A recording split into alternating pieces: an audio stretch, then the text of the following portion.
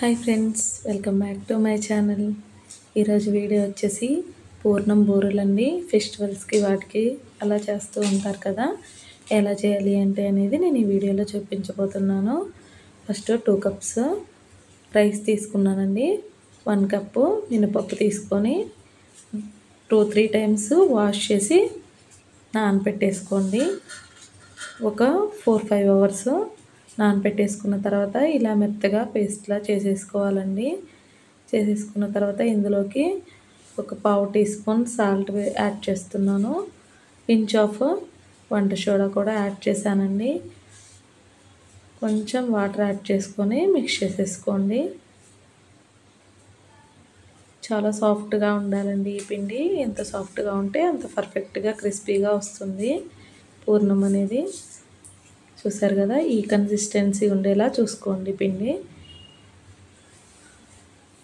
ఇలా చేసుకున్న తర్వాత పక్కన పెట్టేసుకోండి. నెక్స్ట్ ఒక 1 కప్పు శనగపప్పు తీసుకొని ఒక 1 అవర్ నానబెట్టేసుకున్న తర్వాత 2 టైమ్స్ వాష్ చేసి కుక్కర్లో వేసుకుంటున్నానండి. నేను ఇక్కడ కుక్కర్లో ఉడికించుకుంటున్నాను. నేను 1 కప్పు పప్పు తీసుకున్నాను కదండి, 1.5 కప్పు వాటర్ యాడ్ చేస్తున్నాను. ఇలా 1.5 కప్పు వాటర్ యాడ్ చేసిన తర్వాత ఇందులోకి ఒక 1/2 టీ స్పూన్ సాల్ట్ కూడా యాడ్ చేశానండి.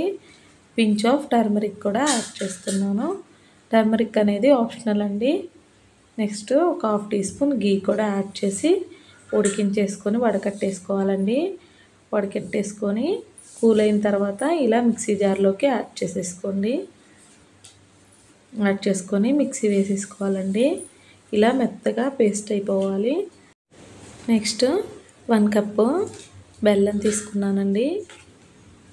బెల్లం తీసుకొని యాడ్ చేసుకొని అలా మిక్సీ వేసేసుకోండి. వేసేసుకొని ఒక ప్యాన్ తీసుకొని ప్యాన్లో ఈ బెల్లం అంతా మెల్ట్ అయిపోవాలండి. మెల్ట్ అయిపోయి ఇలా తిప్పుతూ కుక్ చేసుకోవాలండి, లేకపోతే అడుగంటుతుంది. ప్యాన్ నుంచి సపరేట్ అయిన తర్వాత పక్కన పెట్టేసుకొని కూల్ చేసుకోవాలండి.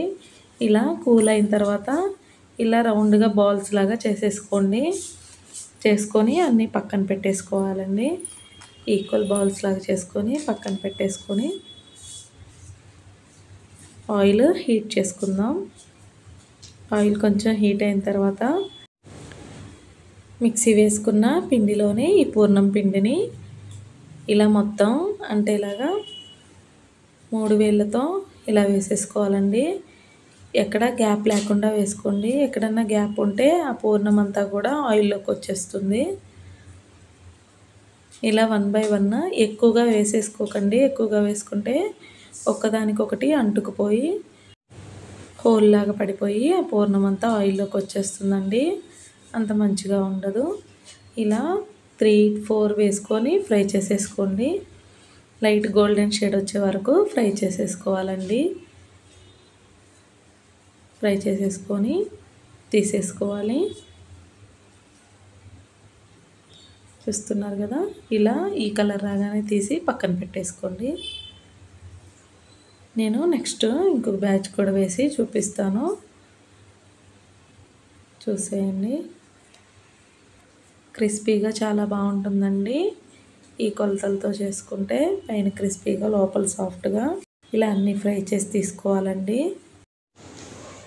ఇక పూర్ణం బూరెలు రెడీ అయిపోయినట్లేనండి. ఫెస్టివల్కి ఎక్కువగా చేస్తూ ఉంటారండి. టేస్ట్ చాలా బాగుంటుంది.